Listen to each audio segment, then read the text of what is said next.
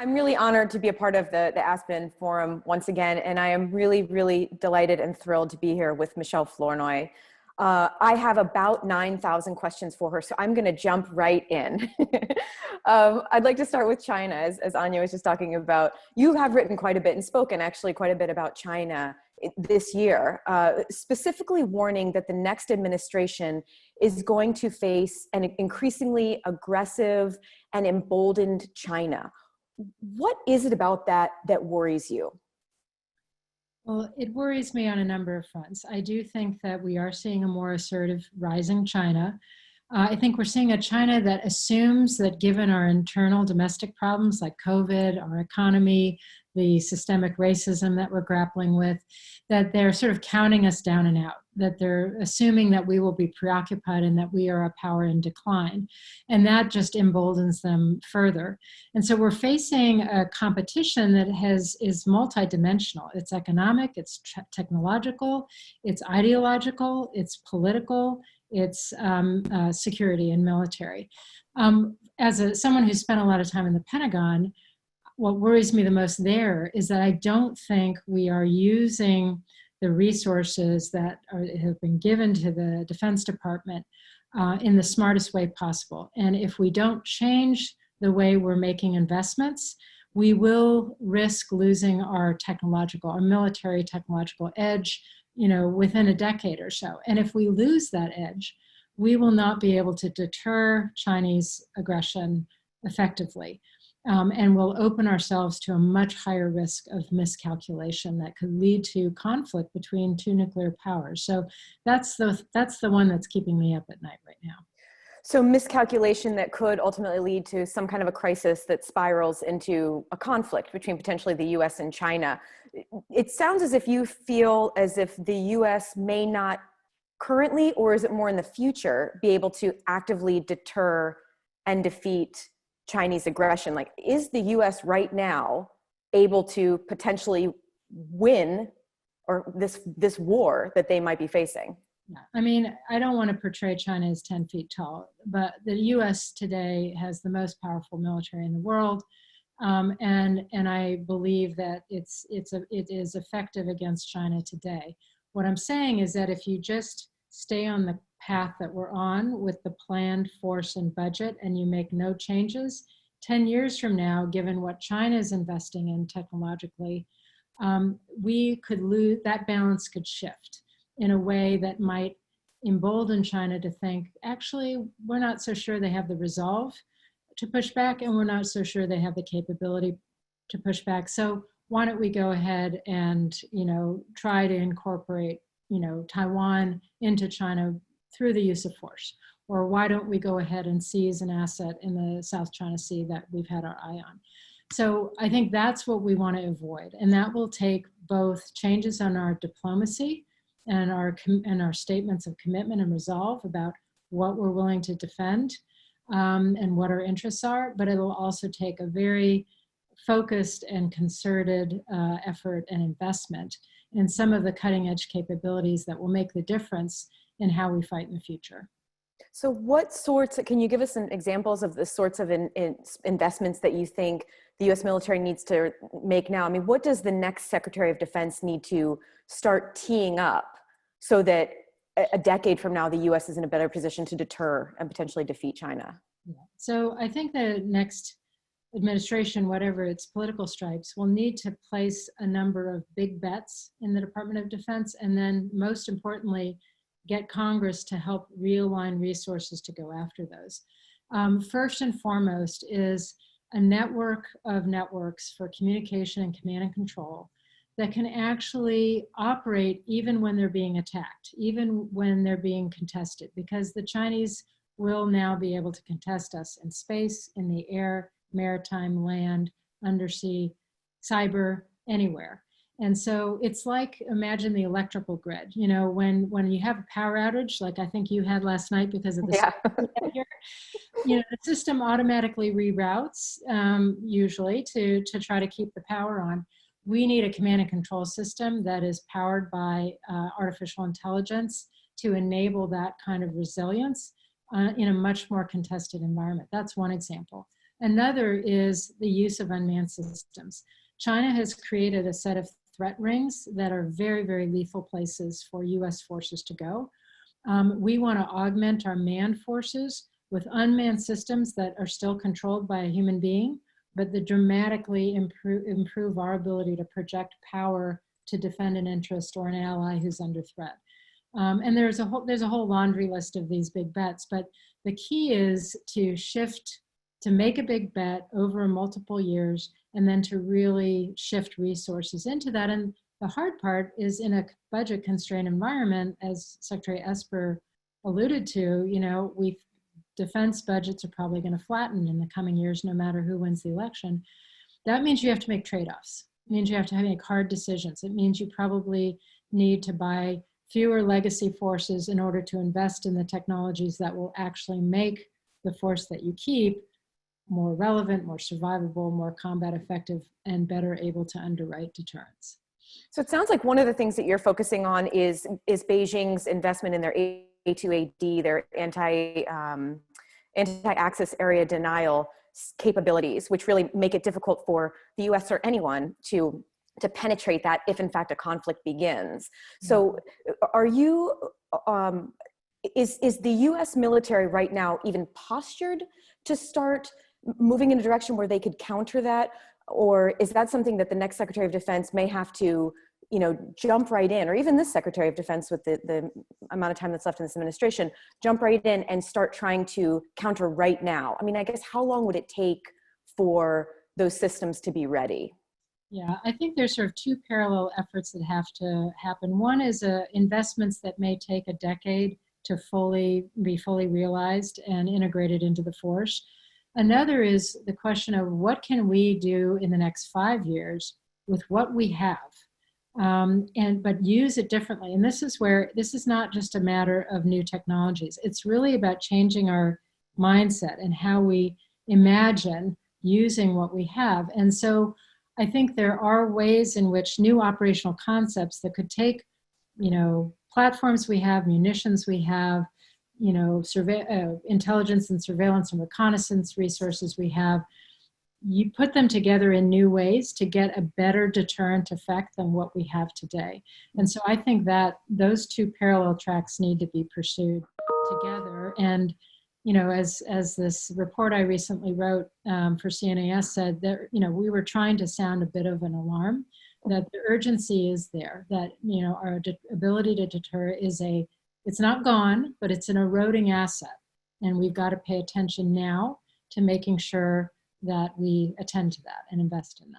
And you also focused quite a bit in that on the need for the Pentagon, the Department of Defense, to buy these systems more quickly, to not have to rely on this bureaucratic budget process, but to figure out ways. Do you have a sense of how will that happen? I mean, I know Army Futures Command, it sort of is one of the things that the Pentagon put in place to try to circumvent this process, but are there other things that the next Secretary of Defense could do? Yeah, I mean, Congress has actually given the Pentagon a lot of additional flexible authorities to try to get programs from kind of prototype stage rapidly into production, especially new technologies. But we haven't necessarily trained and incentivized the workforce to use those at scale. And we still, sometimes when the department is trying to make those trade-offs to move money from one program to another, if they don't do a good job explaining that to Congress, they sort of get the hand from Congress. And so I think one of the things we emphasize is we really have to make Congress much more of a strategic partner in this exercise. They need to understand why, what we're facing, their urgency. They need to be invited into the war games and to the simulations and to the experimentation and understand why these trade-offs are being made. And so to try to get better buy-in and frankly leadership from some of the key champions on the Hill. I want to remind everyone that questions can be asked. We'll have a Q&A session a little bit later. They can be asked by using the raised hand function located near the center of the meeting control bar, and hopefully the viewers are much more Zoom literate than I am and can find the raised hand function. We will take questions. Anya also mentioned the Secretary Esper yesterday speaking about allies. I want to do kind of a worldwide look at some other hotspots. Afghanistan. In an Axios interview, President Trump said the US is going to be drawing down to 4,000 to 5,000 troops soon. The military continues to say that this is a conditions-based process, but it's very clear that the conditions there have not improved since the peace process, the peace agreement earlier this year. Taliban attacks against the US and coalition are down, but they have increased against security forces, and some of the attacks have just been absolutely devastating and heartbreaking. What message does it send, not just to the Taliban, but to US allies, to the Afghan government, if the US decides to potentially draw down half of the current force there in the coming months, potentially this fall? Yeah. Well, I think we have to be very careful in terms of, first of all, remembering, what our core objective still is, which is to prevent Afghanistan from being a haven for terrorist strikes against the United States. And so there is a counter-terrorist force that is very important to keep there until we have a true peace. The U.S. Taliban agreement that you referred to does envision a drawdown, but as other conditions are met. And the number one condition, beyond a prisoner exchange and some other things, is a true beginning, a good faith beginning of intra-Afghan negotiations. So the Taliban sitting down with the Afghan government, with Afghan civil society, and really getting at the true peace negotiations that have to happen.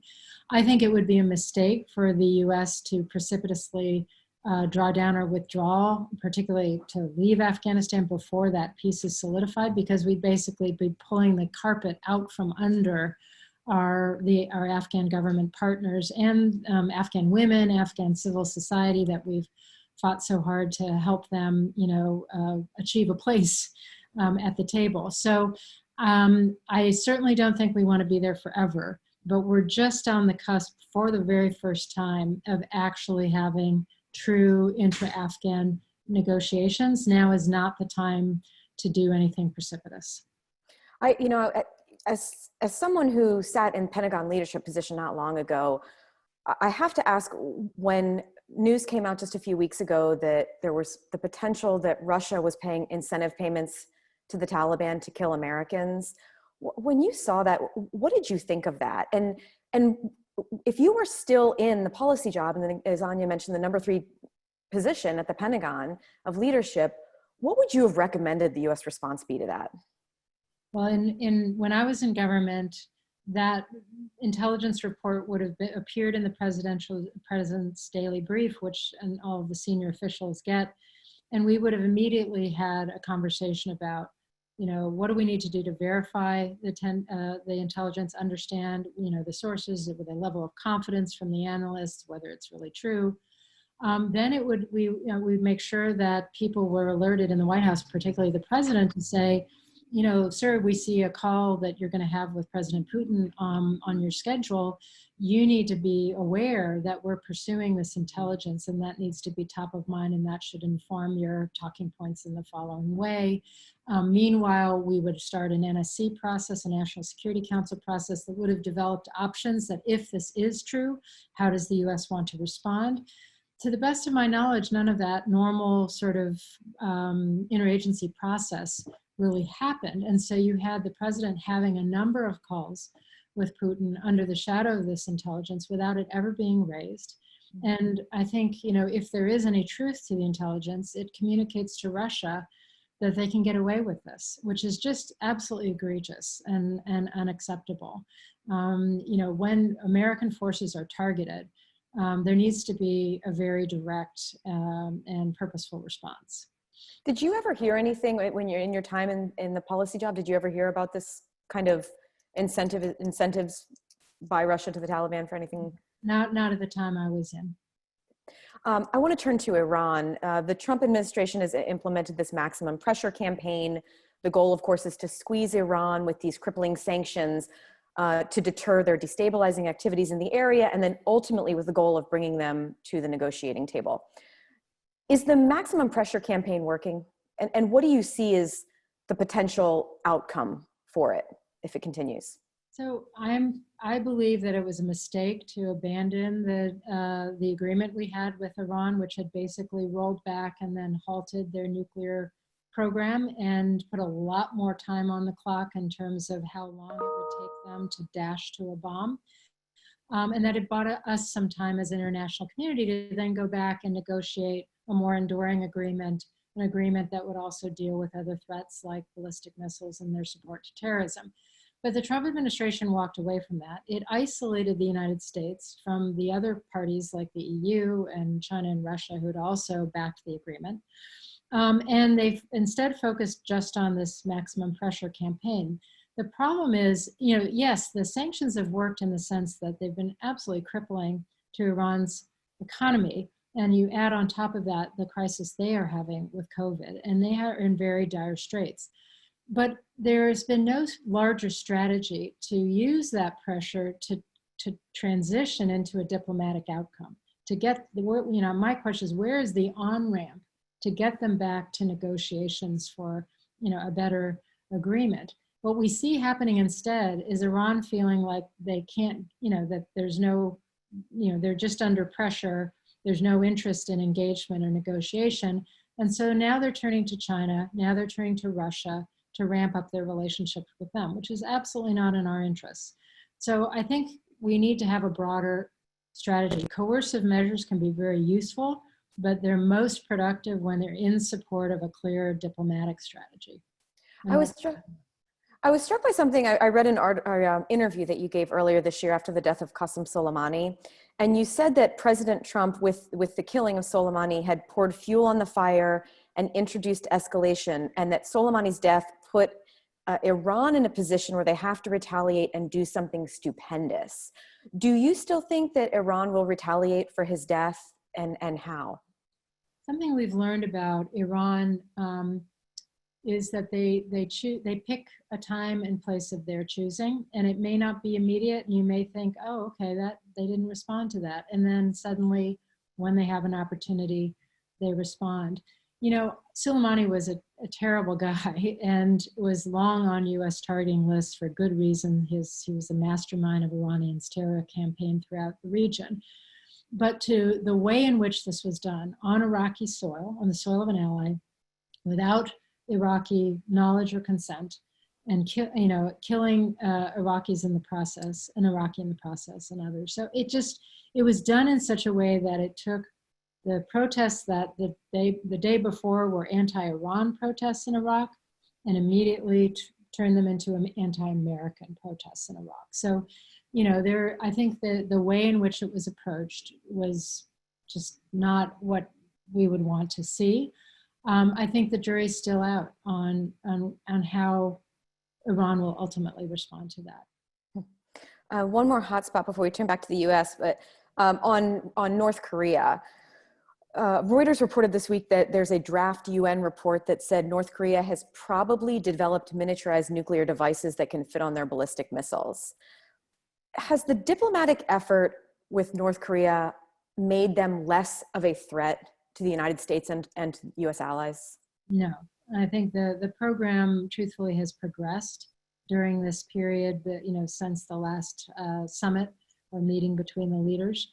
And I don't think there's been the sort of concerted working level diplomatic effort to really create more momentum. And so the program has continued, and I haven't seen the intelligence assessments recently, but it's certainly possible, given where they were and the time they've had and the expertise they have, that they could have actually gotten to a point where they can put a warhead on a ballistic missile that can reach the United States. I want to turn back to the U.S. The current administration, I'm sure you're very familiar with their national defense strategy, which finds the biggest threats are Russia and China, they're the near peer competitors, and lays out how the military needs to be postured to face those threats. Do you agree with the way that the NDS is being implemented right now? Again, I actually think the basic shift from the last 20 years of focus primarily almost exclusively on counterterrorism and counterinsurgency to recognizing that we've got a revisionist Russia to deter and a rising China to deter. I think that the shift in the strategy is absolutely right. I think a lot of the things that the strategy calls for are correct. But again, I just don't see the speed and scale of implementation in the program and budget that we need to see if we're going to be successful. Are a lot of the future programs that you talked about earlier, this military technological edge that the US needs to maintain, are they similar for the threat that's coming from Russia as they are from China? Is it sort of a whole nother set of threats? So the good news is a lot of overlap. A lot of what we may procure to gain an edge vis-a-vis China will be the same thing that we need vis-a-vis Russia, but the balance and quantities will be different. You know, Russia is predominantly a land and air theater with some maritime approaches. Asia is maritime heavy. And so you're going to have different balance of forces that you need in each region to deter, but a lot of the same technologies and capabilities will be very useful in both cases. There, recently, the Pentagon's decided to withdraw about 12,000 troops from Germany, and that kind of brings us back to this idea of allies. What message did that send to Germany, but also to other US allies, to withdraw such a significant force from Germany, a country that has been a strong US ally for decades, one of the strongest countries in Europe, if not the strongest? What does it say to allies that the US did that so quickly? And do you think strategically and fitting in with the NDS that move was smart for the US? So unfortunately, the move was announced by the president without consultation with the Defense Department, as far as I understand, without consultation with Germany and without consultation with NATO. So the allies were completely surprised. I think it was done in a way that implied that this was an expression of unhappiness with Germany and its failure to meet its stated goal of 2% GDP spending on defense. So it was seen as sort of punishing, and it was seen, and it underscores the narrative in Europe, unfortunately, that the United States it cannot be relied upon, that we can't be counted on to sort of stick with them, that we don't value the NATO alliance and our relationships in Europe. And so I think it has had a pretty negative effect. Strategically, I don't think it makes sense. You know, I think the Pentagon is now trying to kind of dress this up and saying, oh, well, it's all part of repositioning within Europe. But the truth is, they didn't plan, they didn't know about this. They wouldn't have recommended it. They're now trying to make do. Europe is not only an important place for us to be postured to deter Russia, it's also a very important place from which we deploy to other places like the Middle East. When we have forces permanently stationed in a place like Germany, Germany actually foots a huge amount of the bill. It's going to be extremely expensive to bring thousands of troops home to a place like Fort Hood or wherever they're going to go, because we're going to have to build new housing, support those troops. And so it's actually going to be more expensive to bring them home. I'm all for looking at our posture in Europe and optimizing it, saying maybe we need more in the Baltics or in Poland or somewhere else or Romania. But that was not what was driving this. What was driving this is, you know, Trump's sort of natural tendency to withdraw, to bring folks home, and to frankly punish Germany for not meeting his objectives. And it's interesting, especially what we heard from Secretary Esper at the Aspen, his panel yesterday, about this idea of this enormous defense budget isn't going to last forever. Well, it's going to cost the US billions of dollars to make these moves. And if in fact it really is about the 2% GDP for NATO, well, both Belgium and Italy, two of the countries they're moving to, also don't meet their 2%. So there's a certain inconsistency in the logic. The good news is that this is not easy to execute quickly. You've already seen Republicans and Democrats in Congress step up and say, hey, we don't want you to do this. They may actually pass legislation prohibiting spending of funds on this move. If you have a new administration, the first thing they'll do is a posture review globally. So, you know, my hope is that this will not be fully executed, because I don't think it's in the strategic interests of the United States, and it's very damaging to our alliance relationships. And as I understand, Secretary Esper said, that is an asymmetric source of advantage for the United States, our alliances. Mhm. One more reminder that if you have questions to click on the raised hand function in the located near the center of the meeting control bar. Another issue that is going to most certainly affect the next Secretary of Defense, as it has this one, is the politicization of the military. And I just want to read you, General Votel, retired General Votel, who I'm sure you worked with when you were in policy. He wrote an op-ed for UPenn Law last month, or in June, that really struck me. I'll just read you one line from it. When the military is viewed as having been politicized, it throws our American institutions out of balance and diminishes trust and confidence in our democratic form of government. And he talked about how that was something that he learned in a class at West Point as a young man, and how it stayed with him through his entire career, of the importance of this. Do you think it's such a bitter political environment right now in this country, and the country is so divided, and it has led to the increase in the politicization of the ranks? Can Americans still have faith that the military is apolitical in this increasingly politicized environment? And what can the Secretary of Defense do to try to mitigate that? Yeah, my answer is yes. And we have to really fight for this, because this is so essential to our democracy and to civilian control of the military. The military must remain an apolitical institution. And military members this is drilled into them from the first time they take the oath of office, which is not to a particular president or a political party. The oath is to support and defend the Constitution of the United States. That is one of the reasons why the military is one of the most, if not the most, respected institution in the country. We want to preserve that. Now, some mistakes have been made recently. When you have former general officers showing up at political conventions and, stumping for candidates, when you have, the chairman kind of walk across Lafayette Park after force has just been used, in violation of First Amendment rights of Americans, and for a photo op engineered by the president.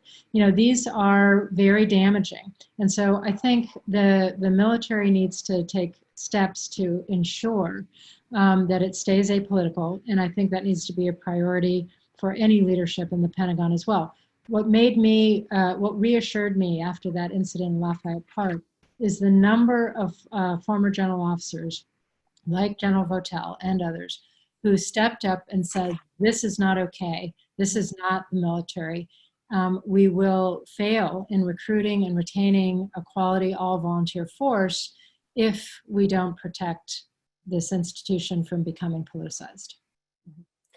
The Pentagon in the past couple of years has seen dozens of positions, high-level positions, filled by actings, people who are appointed. I don't know a time where we've had so many people performing the duties of a role as we have in the past several years. As you know this building so well. What is the long-term impact of having so many acting officials and so many vacancies?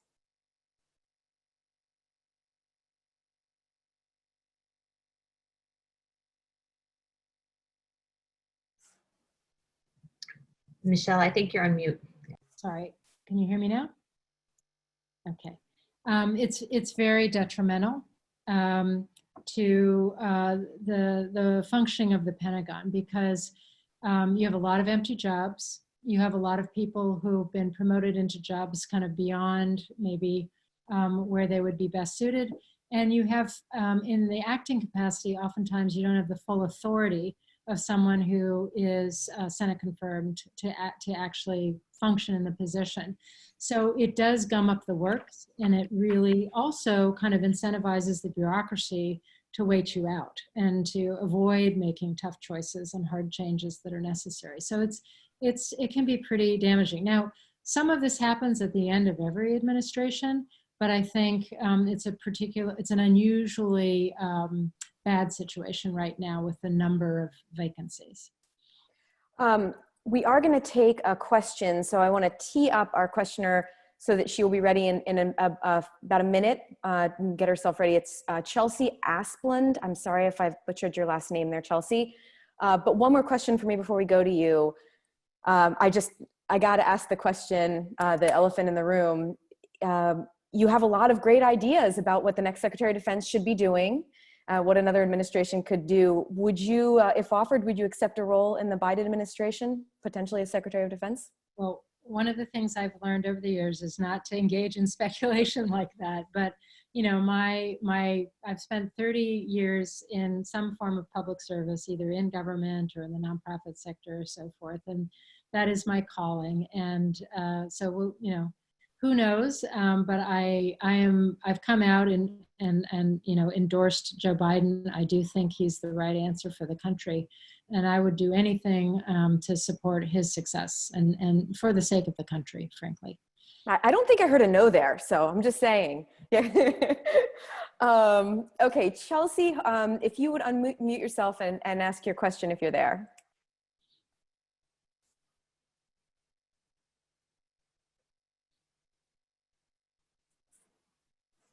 I'm not sure if we have Chelsea, so I'm going to ask one more quick question while maybe she gets herself unmuted. You have spoken and written a bunch about one of your concerns about the Trump administration is that he doesn't surround himself with, he surrounds himself with yes men, and he doesn't get a lot of honest feedback. Does that concern you that that could lead, even in the time we have left in this current Trump administration, assuming, you know, he's not reelected or whether he is, does it concern you that there could be, this could lead the US to war, maybe even potentially some sort of an October surprise? I do worry about the lack of dissenting voices or pushback around Trump. I mean, you know, I think frankly, the Germany decision, this was not the first time he had this idea. He's also had the idea of pulling troops out of other countries. And in the past, it was Jim Mattis or, you know, John Kelly or H.R. McMaster or somebody who sort of sat him down, walked him through and say, that's why it's not a good idea. I don't see that happening now. And so he's much more unconstrained. And so I do worry about that. I also have seen, you know, in the Situation Room again and again, when you have a diversity of opinions around the table and you have an environment, a president who empowers dissent, expects you, you know, to speak up if you disagree, you get better decisions. Think of the bin Laden raid. I was privileged and honored to be involved in that planning. There were, you know, several different opinions about whether we should do the raid, how we should do the raid, what should be done. Every bit of dissent was used to buy down the risk of that very risky operation and to make it a success. And so you've got to have a decision-making environment around a president that enables that and demands it if you're going to get good decision-making. All right, I think we have Chelsea with us now. Chelsea, are you there?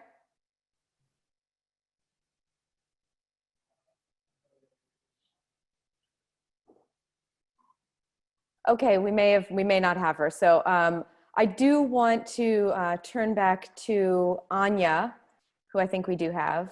Otherwise, I can ask questions all day long, believe me. I know, we should going all night. That was an amazing interview. You guys really managed to cover a lot of ground in 35 minutes, the entire world. So thank you so much. Michele, if I can just keep you for one last question.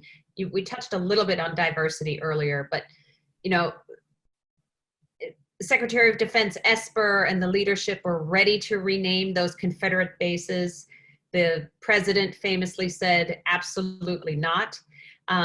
When Condi Rice was speaking in the opening session 2 days ago, she said she thinks it's time. Do you agree with that? And beyond that, is that enough? Or what more do we need to do for diversity inclusion in the force? I absolutely agree that we need to rename the bases. But that is absolutely not enough. It's a first step. It's an important first step. It sends a signal. But I think the department needs to do a top to bottom scrub of why it doesn't have more diversity in the military ranks, in the leadership ranks, in the civilian ranks, why it's not just about inclusion in terms of numbers. It's about people feeling like they truly belong, that they have equal opportunity within defense, that they can contribute to their, you know, absolute best. So I think there's a lot of work that can and should be done. I think most of the leaders in the Pentagon, if allowed, would be leaning forward, running forward on this issue. But they need, you know, to be allowed, they need a White House that will allow them to do that good work and to bring the full talent of the American population into to bear in the national security cadre. If you have biases against women, you take 50% off the population, the talent pool off the table. And the same is true for various ethnic groups. Our strength has always been that we figure out how to draw from that, and we're better for it when we do, including in the performance of the organization. So I think that's an area where we can make a lot of progress. We just need the right leadership to really not only allow that to happen, but to champion it happening. Thank you, Michele. That was really a tour de force around the entire world, around the defense globe, so to speak. Courtney, thank you very much, both of you, for being here. And we hope to see you next year in real Aspen, not in virtual Aspen. Thank you very much.